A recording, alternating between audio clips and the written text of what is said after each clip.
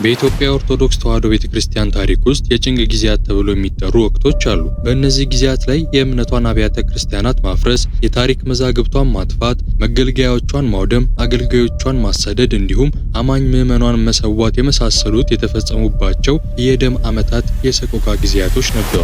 ማምለክም ማመንም የማይታሰብበት ከነገ ዛሬ ጠፋን ተብሎ በጭንቅ ስሜት ውስጥ የሚኮንበት ዓለምም ጉልበተኞችም እጃቸውን ያበረቱባቸው የጭንቅ ጊዜያቶች ነበሩ።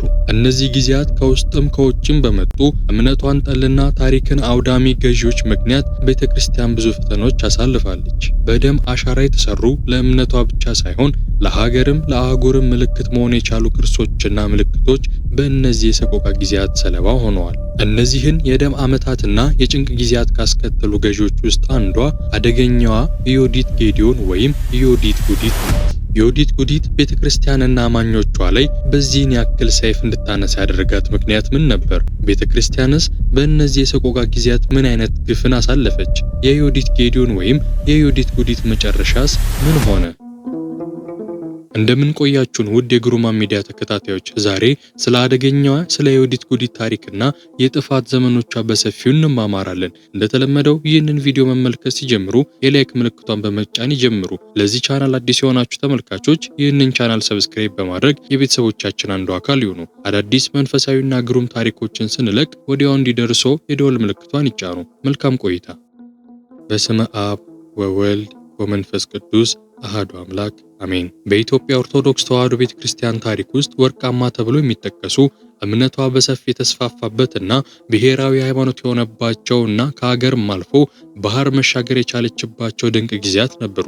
እንዲሁም ደግሞ አስከፊ ዓመታት ተብሎ የሚነሱ አማኞቿና ቤተክርስቲያን የተሳደደችባቸው የደም ጊዜያቶች አሉ። በሐዋርያት ሥራ በምዕራፍ 8 ከቁጥር 26 ጋር እንደምናገኘው ክርስትና በንግሥት ህንደኬ ገንዘብ ያዥ ወይም ገንዘብ ሚኒስቴር በነበረው በኢትዮጵያዊ ጃንደረባ ወይም ባኮስ አማካኝነት ወደ ኢትዮጵያ ገብቷል። ይህም ጃንደረባ ወደ ኢየሩሳሌም ለስግደት ሄዶ ሲመለስ በሐዋርያው በፊልጶስ አማካኝነት በነቢዩ ኢሳይያስ መጽሐፍ ላይ ያለው ምስጢር ተተርጉሞለት አምኖ ተጠምቆ ወደ ሀገሩ ተመልሷል። ወደ ሀገሩም ከተመለሰም በኋላ አገዛዙን እንዲሁም ንግስቷን በመስበክ ክርስትናን እንዲቀበሉ አድርጓል። በተጨማሪም ብዙ ምዕመናን አምነው የክርስትና ጥምቀትን መጠመቅ የጀመሩበት ጊዜ ነበር። ከዚህ በመቀጠል ወርቃማ ጊዜያት ተብሎ ከሚጠቀሱት ውስጥ አንዱ በ400 ዓመተ ምህረት ክፍለ ዘመን ላይ የነበረው የአክሱም ዘመነ መንግስት ጊዜ ተጠቃሽ ነው። በዚህም ዘመን ገዢዎች በነበሩት መንታ ወንድማማቾች አብርሃና አጽባ አማካኝነት እንዲሁም በአባ ሰላማ ከሳቴ ብርሃን ወይም በአባ ፍሬምናጦስ አማካኝነት ክርስትና በእጅጉን ተስፋፍቷል። በዚህም ጊዜ ክርስትና የመንግስትን እንዲሁም የህዝብን ብሔራዊ ሃይማኖት ሆኖ ነበር። ከዚህ በመቀጠል ወርቃማ ጊዜ የሚባለው በተስዓቱ ቅዱሳን ወይም በ9 ቅዱሳን ወደ ኢትዮጵያ መሰደድ ነው። እንደ አቡነ አረጋዊ እንደ አቡነ ገብረ መንፈስ ቅዱስ ያሉት ቅዱሳን አባቶች ከሮም እንዲሁም ከቁስጥንጥንያ በስደት ወደ ኢትዮጵያ መግባታቸው የክርስትና ሃይማኖት ከፍታ ላይ እንዲደርስ አስችሏል። በዚህም ጊዜ ገዳማዊነት እንዲጀመርና እንዲስፋፋ አድርጓል። እንዲሁም መጽሐፍ ቅዱስ ወደ ግዕዝ ቋንቋ በመተርጎም ለምዕመናን የተሰራጨበት ጊዜ ነው። ከነዚህ በተጨማሪ ሊጠቀሱ የሚችሉ ሌሎች ወርቃማ ጊዜያቶች አሉ። ከነዚህም ውስጥ በቅዱስ ላሊበላ በዛጌው የሥርወ መንግስት ጊዜ እንዲሁም በአጼ ዘርዓ ያዕቆብ ዘመነ መንግስት የነበሩት ጊዜያቶች ተጠቃሾች ናቸው። ቤተክርስቲያን መራር መከራን ካየችባቸው እንዲሁም እጅግ ፈታኝ የሆኑ ጊዜያቶችን ካሳለፈችባቸው ውስጥ አንዱ የሆነው ዮዲት ጉዲት የነገሰችበት ጊዜ ነበር። ዮዲት የተወለደችው በጎንደር ክፍለ ሀገር በሰሜን አውራጃ በየዳ ወረዳ ልዩ ስሙ ማጄ ከተባለ ቀበሌ ነበር። አባቷ ጌዲዮን የሚባል ሲሆን ይህም የዮዲት አባት ፈላሻ ነበር። ፈላሻም ስለነበር ከአክሱም ንጉስ ከንጉስ አንበሳ ሰገድ ጋር በ858 ዓመተ ምህረት ተዋግቶ ድል ተደርጎ ተማረከ። ይህንም የዮዲት አባት ጌዲዮን በጦርነት ከማረኩት በኋላ የሞት ፍርድ ፈርደውበት ሰቅለው ገደሉት። ከዚህም በኋላ አባቷ የሞተባት ዮዲት ጉዲት ፈላሾች በብዛት ወደሚኖሩበት ወደ ቡግና ላስታ በመሄድ ግርድና ስራን በመቀጠር መኖር ጀመረች። ፈላሻ ማለት አይሁድን ይገዛ በነበረው የነቢየ ልዑል ቅዱስ ዳዊት ልጅ በሆነው በጠቢቡ ሰለሞን መንግስት ጊዜ ከኢትዮጵያውያን ንግስት ሳባ በተወለደው በቀዳማዊ ምኒልክ አማካኝነት ከክርስቶስ ልደት በፊት በ885 አካባቢ የኦሪት ወይም የአይሁድ እምነት ወደ ኢትዮጵያ ገብቷል። በዛን ጊዜ ጠቢቡ ሰለሞን ብዛት ያላቸውን የኦሪት መጽሐፍትን እንዲሁም የአይሁድ ልጆች የበኩር ልጆችን በማድረግ ከንግስት ሳባ የወለደውን ልጁን ቀዳማዊ ምኒልክን ወደ ኢትዮጵያ ሸኝቶታል። በዚህም ምክንያት የኦሪት እምነት ወይም የአይሁድ እምነት በኢትዮጵያ በኢትዮጵያ እየተስፋፋ ሄደ። ብዙ የእምነቱ ተከታዮችም እየበዙ መጡ። እንዲህ እያለ የጌታችን የመድኃኒታችን የኢየሱስ ክርስቶስ መወለድ መጣ። ጌታችንም ብዙ የማዳን ስራዎችን ሰራልን፣ ከሞትም ወደ ሕይወት አሸጋገረን፣ የክርስትና እምነትም መሰረተልን። ከጌታችን መምጣት በኋላ እነዚህ በኢትዮጵያ የሚገኙ የኦሪትና የአይሁድ አማኞች በወንጌል አናምንም፣ ክርስትናንም አንቀበልም በማለት አሁንም በዛው እምነታቸውን መቀጠል ጀመሩ።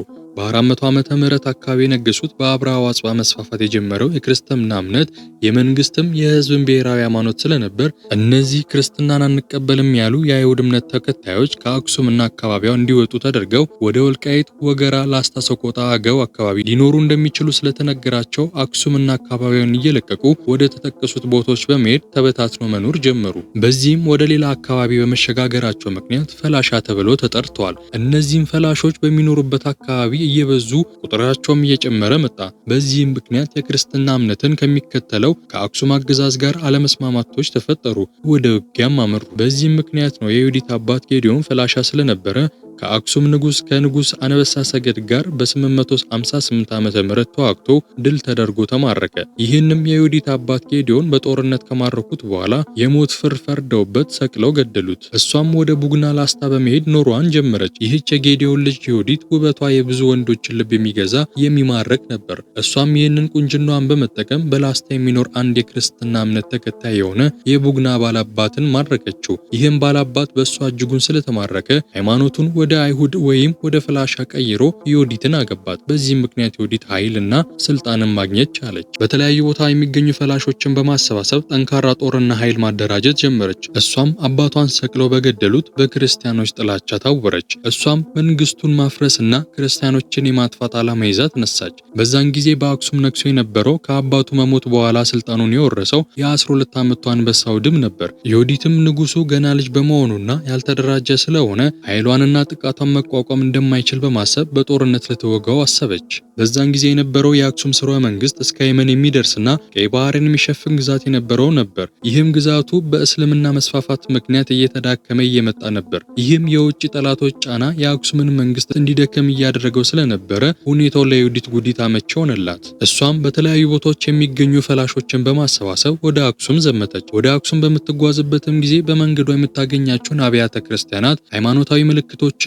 ቅርሶችን ታወድም ነበር። ለክፍለ ዘመናት ክርስቲያኖች ሲገለገሉባቸው የነበሩ አብያተ ክርስቲያኖችን ከነምዕመኖቿ እያወደመች አስከፊ ጥፋትን ትፈጽም ነበር። የእሷ ዋና ዓላማ ክርስትናን አጥፍታ የአይሁድን እምነት በጉልበትም በኃይልም ህዝቡ ላይ ለመጫን ነበር። ወደ አክሱም በምትጓዝባቸውና በደረሰችባቸው ቦታዎች ሁሉ የሚገኙ ክርስቲያኖች የበቀል ዱሏን የሚቀምሱ ነበሩ። የአባቷን ደም ለመበቀልም እምነቷንም ለማስፋፋት ኃይለኛ በትሯን ህዝቡ ላይ ታሳርፍ ነበር። በዚህ አካሄዱ አክሱም ደረሰች። በአክሱምም ውጊያ ተደረገ። የአክሱም መንግስት የዚህችን አደገኛ ሴት ኃይል መቋቋም አልቻለም ነበር። በአክሱም የሚገኙ የነበሩ መኳንንቱና መሳፍንቱ በድጋሚ ኃይል በማሰባሰብ ውጊያ ለማድረግ ኃይል እስከሚያገኙ ድረስ የ12 ዓመቱን ንጉስ አንበሳ ሰገድን ይዘው ሸዋ ወደሚገኘው ወደ መንዝ ሸሹ። ይህም አካባቢ ገደላማና ሰንሰለታማ ተራሮች የሚበዙበትና ዋሻዎች በብዛት ያሉበት ስለሆነ በመሳፍንቱና በመኳንንቱ ተመርጧል። ይህም ቦታ ጠላት ለጦርነት የማይደፍረውና አመቺ ያልሆነ ቦታ ነበር። ድንገት ጠላትም ጦሩን አደራጅቶ ቢመጣ ለመከላከል ስለሚመች ይህ ቦታ በመሳፍንቱና በመኳንንቱ ተመርጧል። ዮዲትም በአክሱም የሚገኙ ለረጅም ዘመናት የቆዩ ስልጣኔዎችንና ቅርሶችን ማፈራረስ የየዕለት ተዕለት ስራዎቿ አደረገች። አብያተ ክርስቲያናትን ወደ አመድነት እንዲቀየሩ አደረገች። ካህናትና አገልጋዮች ተሰየፉ። ክርስቲያኖች ታረዱ።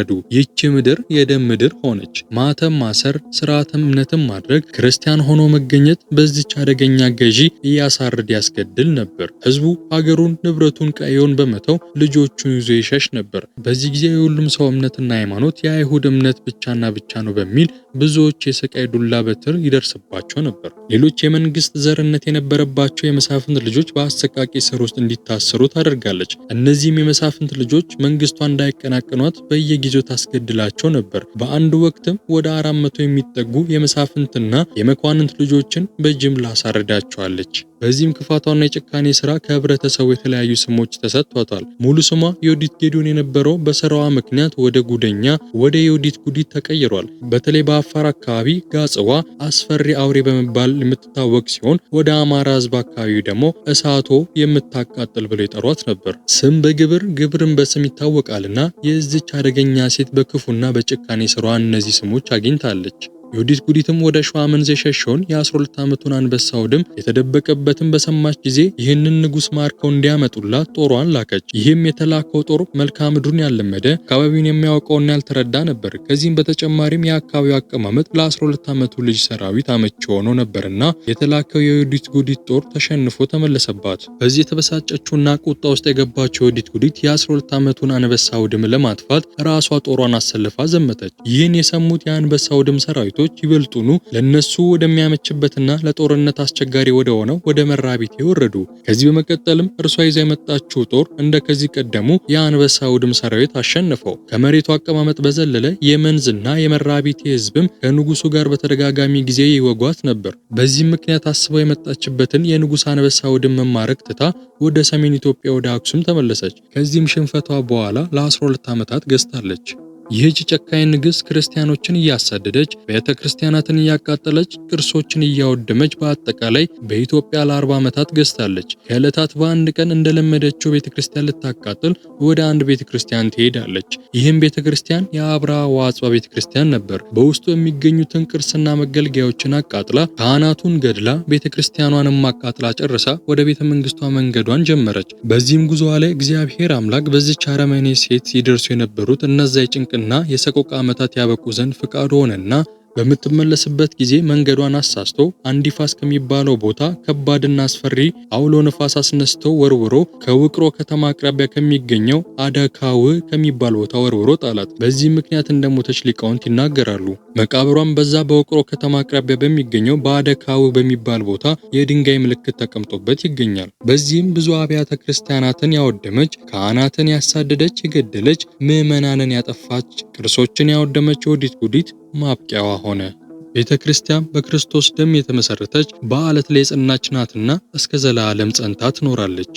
ውድ የግሩማን ሚዲያ ተከታታዮች በዚህ ቪዲዮ ብዙ እንደተማማረን ተስፋ አድርጋለሁ። ይህንን ቪዲዮ ላይክ በማድረግ ያበረታቱን። እርሶም ያሉትን ሐሳብ በኮሜንት መስጫ ውስጥ ያጋሩን። ለዚህ ቻናል አዲስ የሆናችሁ ተመልካቾች ይህንን ቻናል ሰብስክራይብ በማድረግ የቤተሰቦቻችን አንዱ አካል ይሁኑ። አዳዲስ መንፈሳዊና ግሩም ታሪኮችን ስንለቅ ወዲያው እንዲደርሶ የደወል ምልክቷን ይጫኑ። በቀጣይ ቪዲዮ እስክንገናኝ ድረስ ቸር ቆዩኝ።